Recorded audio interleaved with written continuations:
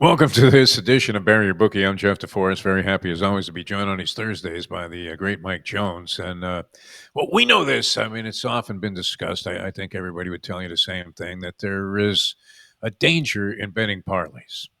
And especially if you're one of those people that sees an overwhelming favorite at some point and thinks, you know what?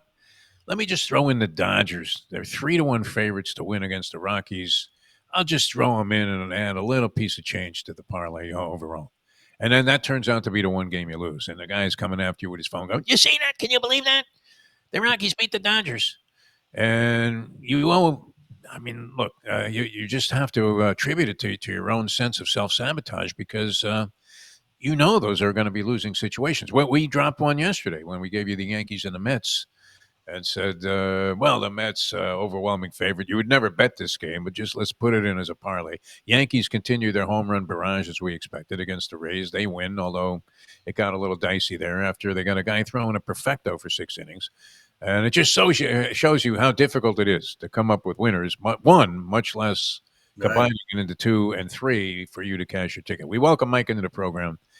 I don't know, Mike. Would you have thrown in the Dodgers? You're in the sports book. You're out there in Las Vegas, your favorite place that you've ever lived in your lifetime. You're with the boys, and you say, you know what? I feel pretty good about these four teams, but I'm going to throw the Dodgers in as a fifth team. Yeah. All right. Here's yesterday's parlay. So you're sitting there. You know what? I'm going to take a shot early morning game with the Pirates. I get 140. Yeah, I'm going to do that. I'm going to come in. I think the A's are playing better ball. I'm going to take the A's at plus 120. Hey, I like the Yankees as a dog, even though Rasmus mine. I'm going to take the money. Well, let's throw the Dodgers in because that'll just add the value of the parlay because you can't lose. You throw Sure. the big favorite in there and add a couple $100 in the parlay, and there you go. We got three nice dogs that win, and the Dodgers lose. It happens more often than not, shockingly. But the big stat today that came across ESPN, which is kind of a fun little shocker, is the Rockies have won more games than the Dodgers since the All-Star break. 15 Rocky Right. wins to 14. The Rockies won 5 of the last 7. And you're getting them with a huge price all the time. And our team's up to playing these games. And Otani's struggles last night continue, where his team has lost 4 straight starts of his, all laying more than 2-1, basically. I think they Yeah. laid 170 back in Anaheim or 190 in Anaheim.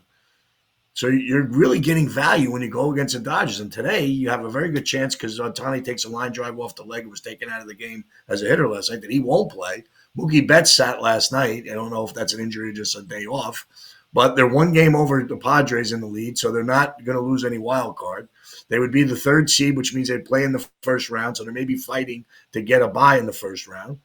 I'm not going to lay 270 with Kershaw today. Although Kershaw, the one place he struggles pitching in is Coors Field. I don't know if that's going to hurt him. He's been good there the last couple outings, but Who is laying 270 with Kershaw today? yeah, I mean, but That person, I like, mean, do you want it? Why not throw $100 parlay and add the 230 in there with the Rockies and get paid 700 or something like? I mean, you just don't know. But it's so hard to bet the Rockies. You don't know any of the players. You see the ERAs are over 6 every starter they got, and it's like, oh, this guy can't pitch. Last night, the Colbert, no way, and it ends up shutting them out for 5 innings. So you just don't know with these days with these high end numbers. And like I've been saying, if you're taking the dogs every day, you're a winner. Except for the other night, I think you went 11-4 the other night. Favorites won 11-4 on Tuesday, and you bounce back with an 8-6 yesterday. So you end up making your money back. So uh, it's just a hard game when you're betting these big favorites, and that's you you lost have you lost a couple of them yesterday. yeah, you have to win 3 nights in a row to make up for Right. that travesty Mm-hmm. of laying the 3-1 to begin with. And now it's no doubt that it's a hard road, and I'm kind of old school. I go back to the days when in Miami they had sort of an alternative to the dominant newspaper. The Miami Herald was the Miami News, and the same thing in L.A. They had the L.A. Herald Examiner. That was a possible alternative to the LA Times, or in a lot of cases, you got both. But the sort of alternate newspaper usually was degenerate oriented. I'll never forget. I interviewed a guy. I was doing a horse racing TV show here in Florida, and I interviewed a guy named Jim Milner, who was their handicapper, and he said it best. And this is true of these parlays.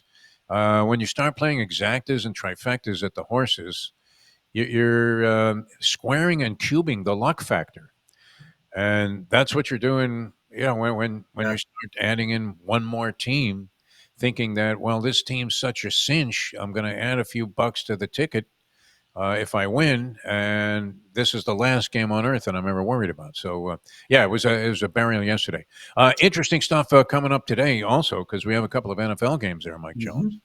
Hmm. And I know of great interest to you, Mr. Big Gunner Podcast. It will be the Giants' performance tonight. Now, I mean, what was it? Was it really the case that the Patriots opened up a 3-point favorite in a game where they're now 6.5-point underdogs after Mike Vrabel said that one of the people on the roster tonight that will be active for the game is Gino Campelletti, who they dug up from a local cemetery in Foxborough? That they're playing nobody. And did that line really move 9.5 Yeah. points? It, Crazy. wow. Yeah. And that makes me like New England even a little bit more. Because the Giants are going to end up not probably doing the same. But I just, the Giants got some big, uplift this week with yesterday when Malik Neighbors, Cam Scatterbu, and Andrew Thomas all went back to the practice field, which I think is a good sign. Yeah. Are they going to play? I don't think we'll see Andrew Thomas. I hope not. I don't think we'll see Malik Neighbors. I hope not. I think we'll get a look at Cam Scatterbu just because he's a fourth round pick and a rookie, and maybe they want to give him some carries if he's healthy enough to play. Can this guy work in the pros? I mean, he was so fun Scatterbu? to watch as a college player. You know what? There's certain guys that you've always watched that are football players. And the reason why I think he resonates with you is that he's so hard to tackle. And Yeah, in he's the always NFL, at the end, he had over 15 yards after contact at Arizona State. I watched him in the game against Texas that they got unfortunately eliminated with a lead, and he was the best player on the field in that game. oh, the And I guy. just look at it like he's impressed. He's gone after veterans. The team likes him.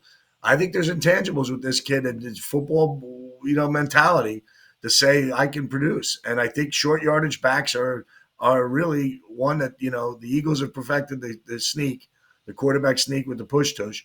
Can you get a yard when you need to? And maybe Cam Scatterbu might be that small, low body ground, low to the ground body type runner that might help the Giants. And we need a short yardage back. And I'm interested in seeing him play. And he's just a fascinating young player. But what your videos you see in him, he was tough to bring down, and Hey, guys were wild card. struggling. It was quicker Yeah. than you think. So we'll see. But I don't know. Again, it's fourth round pick and runs a 4.6, so it doesn't have that electrifying speed that you want out of a back.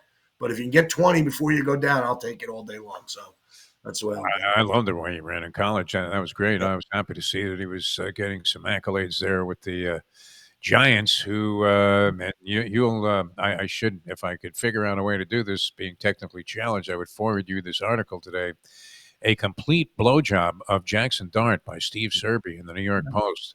Serby, longtime NFL Mhm. writer, been around the block, so Sure. you wouldn't figure that he'd be so inclined to hyperbole unless. I mean, this guy, they see him in a light that would make you think that they're going to erase Eli Manning completely, and Phil Simms will be a distant memory because that the New York metropolitan area there is in love with this Jackson Dart. So my thought was on this game tonight, though, Mike. Mhm. And part of the reason Vrabel says like nobody's playing, none of his starters, and the Giants supposedly, I thought they were all in on this thing. They were going to play Russell Yeah. Wilson a little bit. Jameis was going to see some time, Dart, and a fond farewell to Tommy DeVito. Well, here's the way we looked at this: is Tommy DeVito threw a rough interception in the end zone, or else for the second straight game, every single quarterback would have led a scoring drive, which is really rare in these days. So the Giants have quarterback depth, which might add to when you're looking at these handicapping this stuff, exactly where you might want to take a good hard look at the Giants in this game. And because you're 3-14 and you're establishing a winning pedigree. When we were there in '84, we come off a 3-12-1 season. We went 4-0 in the preseason, and it led to some good things happening to start the regular season. So I kind of look at it like keep the ball rolling. You're playing well. And for Steve Serby to do this, and I will tell you, I, as a diehard Giant fan, it's always been hard when I picked up the post and let Steve Serby go gangbusters on Giant hatred, Giant torture. He's not a guy easy to please. So for him to write an article like that, which Oh, I haven't oh, seen John. Yeah. yet, is pretty amazing. But to be honest, The game last week, he threw two incomplete passes. One was a kind of a drop, hit a guy like a tough throw that was hands, but he should have caught it. And the second one was a back shoulder that he kind of threw low. Other than that, he hits every other pass he threw. And he looked good checking off, moving defenders. They love him. I mean, yeah, I see Love it. But I don't want him to start. And I brought it up on the show Monday that I think there's a lot of people out there that want him to go, but the Giants are under pressure for the front office and their coaching staff that they got to win or be competitive right away. And I think Russell Wilson gives them that best chance now. But I can tell you, 0-3, 0-4, we go to New Orleans week 5, you're going to see Dart if it's that bad. If it's 2-2, you wait for Dart down the later part of the year. But I hate to say this. I'm hoping it doesn't happen. I have a feeling we're going to see Jackson Dart a lot earlier than I thought because of how well he's played. And if he gets, I wouldn't even be surprised if they give him an up-tempo series too. I mean, the teams have done this where maybe week 3 we put out a little wrinkle against the Chiefs and say, okay, let's put him in there in the second quarter and do some some quick offense type things and run a 2-minute drill early on in the game and maybe throw Kansas City off. So I don't know. They're just things that you're seeing, but everything seems to be positive. And again, we're doing this offensively, 2 30-point games, which is rare for us, without our 2 best players, in my opinion, Andrew Thomas and Malik Neighbors. So I like what I'm seeing. Yeah, 9.5-point swing, unbelievable. Like I said, the Giants. Look, we know that Dayball and Shane's contracts are written on perforated paper. I mean, they're so close to the Mara Shredder that, as you've been alluding to for the last several weeks, being Mr. Giant, they can't afford to get off to a bad start. So that's part of the philosophy, I guess, that people are using in handicapping tonight's game is that they want to use this as a little more of a springboard to get off to a fast start in the regular season, whereas a lot of teams just are still folding up their tent and going to practice for a couple of weeks and hope that they're ready to go. And we might see a lot of lousy football in September, like we did last year. So, right. So you have yeah, go ahead. Yeah, you have the Steelers 5 at Carolina tonight. I would probably lean a little bit at Carolina after their embarrassment last week. You have the Giants 6.5 at home against New England. I would look for a first half bet in this game. That maybe the first team offense stays on the field. You might lay 4 or 5 in the first half. You get that touchdown, and New England's kind of bailing a little bit. So you might want to take that. So if I'm looking to bet this, I wouldn't be surprised if the Giants are about a 6.5 point first half line. I don't see it yet, but I saw a line here. This was maybe yesterday's line, but 3.5 against the spread.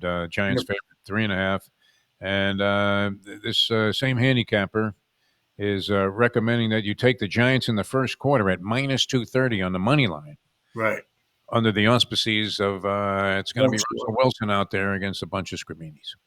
That's interesting, and you think that could be fine, and I would backfires.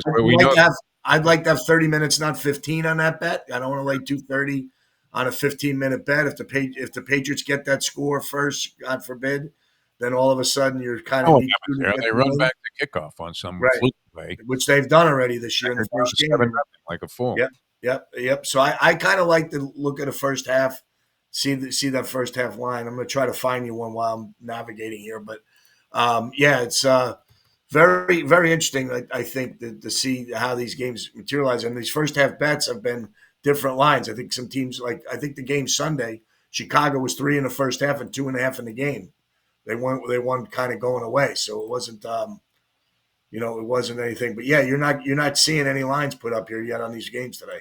So some of these sites don't even have the lines even up there. So yeah, I mean you want to know who's playing, and these handicappers find out these information, and the books don't want to put it out there. So right now we're not seeing anything, but we'll see. I would kind of like the Giants in the first half tonight, and I think Carolina. Pittsburgh, Aaron Rodgers not going to play. They're going to play back. You kind of like Carolina getting 5 at home, just to probably a home dog in this situation. I think they were a little bit beaten up last week. Maybe they rise up a little bit and give you a tougher game. But I will give you out this one. I'll give you one of my season wins. Okay. Cleveland, struggling with the quarterback position. Defense is going to be competitive. Always have a rival. Cincinnati, we all saw their defensive struggles. Well talked about Monday night. If they don't get Trey Hendrickson in, the struggles will look pretty even worse. They have a high-powered offense. We love Baltimore. What we are doing, but I like the Steelers with Aaron Rodgers stabilizing the quarterback position to go over 8.5 wins. All right. Even though they don't have the back, even though they don't have all this, I just think that I just always like Mike Tomlin. It's fun to talk to a Steelers fan who I know they feel that after a Super Bowl win that Mike Tomlin has underachieved as a head coach. And I keep thinking, how can you call a guy an underachiever when he's never had a losing season? Come over to Giant Land and have 5 in a row or 9 out of 10 and sit there and try to tell me that being competitive in these games and having winning seasons doesn't matter. We've gotten to this mindset that it's championship or bust everywhere. Yeah. And I know the Steelers have notoriously been great in the 70s and, getting in the Super Bowl, winning 2 in this millennium. I just look at it like I think the Aaron Rodgers Steelers combination will work. I think they win 10 games. I think they make a wild card at least if they can't win a division.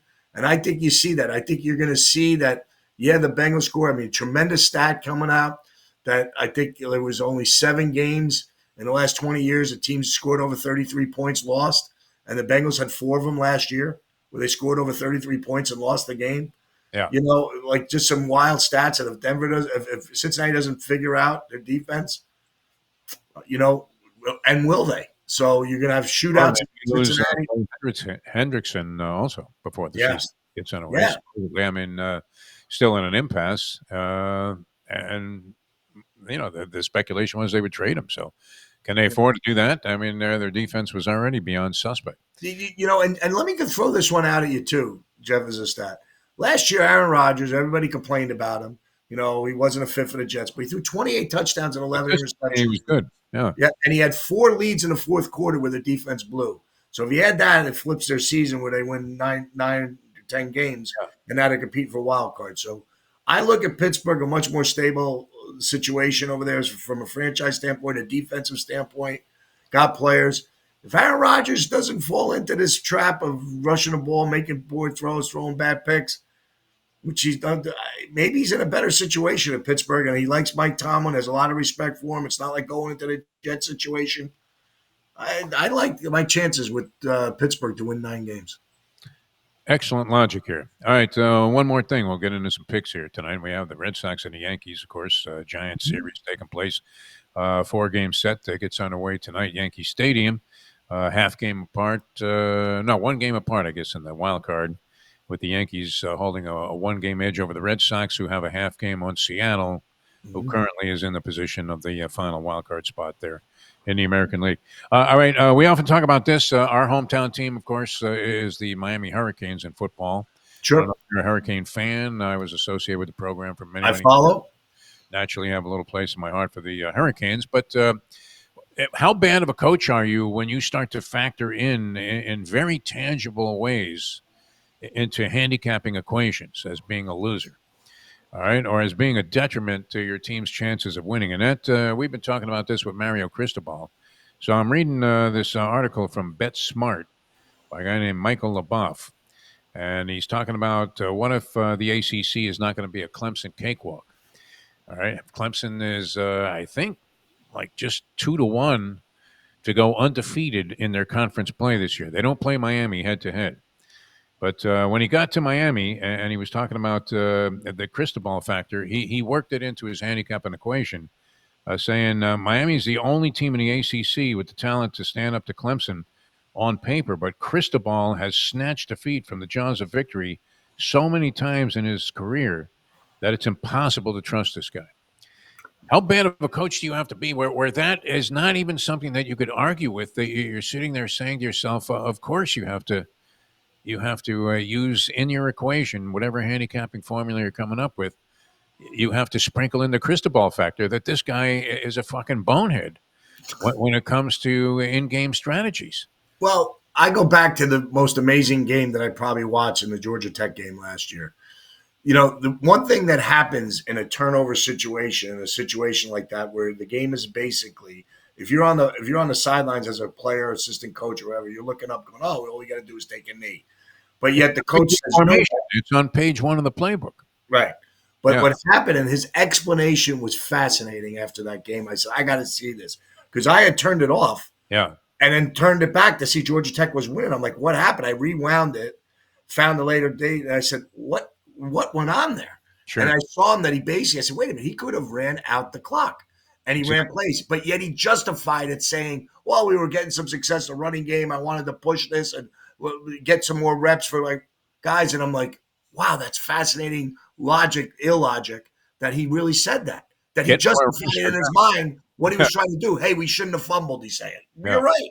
But don't put yourself in that situation. Nobody would I have done think, I think that learning experience is enough to say that he becomes a better game manager and a better coach. that. I I don't think think assistants get in his ear if something like that goes on. I think he's going to listen to somebody. I say he's had his worst days of coaching and managing games behind him. And I think now you look at their situation. They get a guy who was probably in the top 5 draft picks going into September last year. yeah. Carson Beck, everybody had him ranked top 2 quarterbacks coming out, him and Quinn Ewers. Both of them go off the wayside. Turned it over a lot. Probably a lot of pressure playing at Georgia. Leaves, comes down to Miami. Little atmosphere here.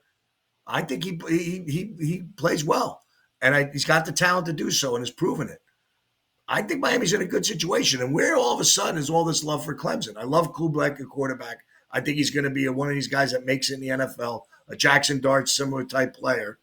But everybody gives Dabo all his credit, like he's done there. He got a couple guys in the portal finally when he changed. I don't see this automatic, Clemson win. And that's what I heard Joel Klatt from Fox saying about how Clemson's going to be the 3rd seed or 2nd seed in the tournament this year. And I'm like, wow, you really think they're going to go undefeated? They could lose. They could lose at LSU. If they lose at LSU and lose in a championship game as a 2-loss team automatically getting in. So I see Miami having a real shot being down here. And I think they have the talent. I think he's a master recruiter. I think the kids play hard for him. And like you said, if he doesn't mess up the game, but remember, those decisions are easy. Take a knee when you're sitting there. Don't get overpowered. Don't you think you can't got get it. any more basic than that, Mike. That's right. It couldn't be any more obvious what needed to be done. I mean, give these guys reps in practice after you've won the game. You're 9-0. First of all, too, They also have a tendency, to come out really flat against teams that they should pound into oblivion from the outset of games. That happened last year with California.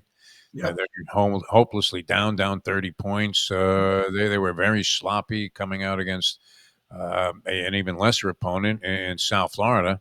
Yep. And Louisville also. I mean, they just seem unmotivated sometimes coming out of the shoot. And I attribute that to coaching. So, this guy, very, very critical of the I just think that 21 against Syracuse up there. Remember that game? Syracuse also, I mean, he blew that game also with his strategy. So, but I like when a coach is that bad that he actually has to be factored into gambling equations, and that's the case there with Cristobal. That's a distinction, a category of coaching ineptitude that really just solidifies the opinion that this guy's got to go. I'm going to break off here real quick. Yeah. Chip Kelly accomplished something that when you really go back and look at him in Oregon, he took what was a fast offense, but he had better players. I think coaches have a tendency sometimes to overthink the whole thing once you have the better players. And I think in that game against Georgia Tech, Miami felt we got better players, we're doing this, and he just decided to go on. He couldn't lose. The idea of him losing that game never would have crossed his mind at that point. All we got to do is run the ball twice and then not fumble it, and it's over. But my thought is this. This is from a safety standpoint. When you can win a game and don't have to run any plays, don't. That's it. And that's the bottom line. You take that knee all the time, unequivocally, Every time. save your guys. The last thing you want is an injury. And I brought it up the other day with the kid from the Chargers. Because Harbaugh runs a play when he shouldn't have taken a knee, he got his guy with 2 picks hurt on a kickoff the next couple of plays. Don't get anybody hurt. That's what the safety is. And I think if you think that way, it causes you less mistakes as a coach. But hopefully Cristobal gets it right because it's going to be fun to watch this team this year. We'll see. All right, how can we make some money here? I'm like really? Wonderful on Shark Tank. How can we make some money tonight? Really? Well, here's the thing. I'm looking right now. The Kershaw line has already dropped to 220. So it tells me right away that probably Ohtani's not going to play. So do you ride the Rockies and take him as a live dog? You got to think hard about it. The Mets are playing the Nationals. The Mets with Manaea are only laying 125. Last night. Disgusting. Right. Why are the Mets only laying 125? Looking at that line, you stay away because the Nationals are probably the side by how low the line is. Took a really bad bad push. I might say bad beat, but I had early on. I had the Brewers at 7 on a total, and Mizorowski walks 3 guys in the 3rd inning, one of which is trying to bunt, and he can't throw him a strike, and then he gets him at 3-2 and threw him in the inside pitch. And I'm sitting there thinking 3 walks, guy gets up, it's a double, cause you that total. So the pitchers aren't doing it. So here's what we're going to do today. We're going to come up and have some fun here, and I'm going to pick a weird game. So Astros go into the Orioles. Astros playing terrible. The kid Young gets his first major league win and almost throws is perfect through 7 1/3 innings against the Astros last week in Houston. Alexander's been pitching a lot better lately. ERA under 3. The Astros are a little dog. I got to think they have to bounce back after getting ripped apart in yesterday, losing, giving up 6 in the first. And I think they get to this guy Young, and I think they win tonight. The Astros plus 105. Plus 105. You're getting we're going Astros. Alexander over Young. And I'm going to take a shot here in the Royals Rangers game and go with a very low line with the Royals. Give up a 3-run double. Royals playing a little better ball here right now, 2.5 games behind the Red Sox for the wild card. Lorenzen and Corbin. Corbin's getting knocked around a little bit in his last couple starts. I think the Royals lay 117, a very short price. I think a lot of these lines today are tough to read because of how weird they are. The Mets line is very weird, only laying 1.25. So I'm going to go Astros and Royals for my 2 games today. Very nice, Michael. All right, enjoy the football action. We'll have real college football talking about week 0 of the college football season. That comes up next week, and a lot of baseball activity. Yankees, do you have a thought on the Yankees and Red Sox? Yeah, I do. I think the Yankees go 3 or 4. How's that for a prediction for the series? I think the Yankees had to expand. I like the way they're playing. They're coming off a good successful, like 5 in a row they got now. What are they? Yeah, I mean, it hit the 14 homers in 2 games. Yeah, they're establishing new benchmarks for the long ball. 9 home runs in 1 game. They had 3 guys hit 2 each in that game as well, and that was the first time that had happened for the Yankees since 1961, when it was Mantle Maris and Moose Skowron. Had 2 home runs each in a ball game, a trio of players. Looked good last night. I mean, they got this guy throwing a perfecto through 6. Right. They blow a 3-1 lead in the 9th. Stanton's on fire, Giancarlo Stanton. Hopefully he doesn't tear a ligament just getting out of bed, because he is a little brittle. But, man, I mean, I didn't realize he was now hitting over 300. Is that achievable? So, and he's doing it with power. Yeah, 2 home runs the other night, both opposite field shots the other night when they put up a 13 spot. Yeah, they were pretty nice shots to right center, playing in their ballpark down there. It's always kind of fun to take the Yankees against the Rays because they're playing actually in their park that they're more familiar with, because that's their spring training park there. So yeah, I mean, it's just looking around the league, it's just a little different today. The lines here are interesting. I think the game to watch to me is, do the Cubs get 4 or 5 from Milwaukee and close the gap a little bit? So you got Priester and Manaea, the early 220 start. I kind of like the Cubs to do it again, although Priester's been fantastic. I think they won like 13 or 14 starts of his. They've been fantastic. I think it's an interesting day. Baseball's heating up a little bit. The interesting thing is with the Dodgers, how they went from being the world beaters to now they'd have to play in the first round right now. Yeah. So that would be the Mets and the Dodgers in a rematch, which is a bad matchup for the Mets. So both those teams got to get going. But I guess the loss of Alvarez is going to hurt the Mets, because last night they gave up base runners there to the catcher. And then also that same adage, you get 5-4, you have bases loaded, 1 out, and the Mets can't get the tying run. And it turns out in the 6th inning that hurt them. So, disgusting beat for our parlay yesterday. And that, parlay is French for you're fucked. It really is. That's how they came up with the term.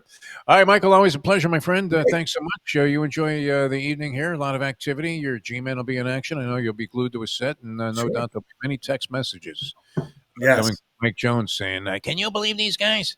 Go blue. Go blue. We'll talk to you Monday. Thanks for being with us. Thanks for having me, Jeff. Mike Jones, ladies and gentlemen. And we'll see you tomorrow. We'll have some college football steam from the professor joining us here on Bury Your Bookie. So looking forward to that. And thanks so much for tuning in. We'll see you next time on the next edition of Bury Your Bookie.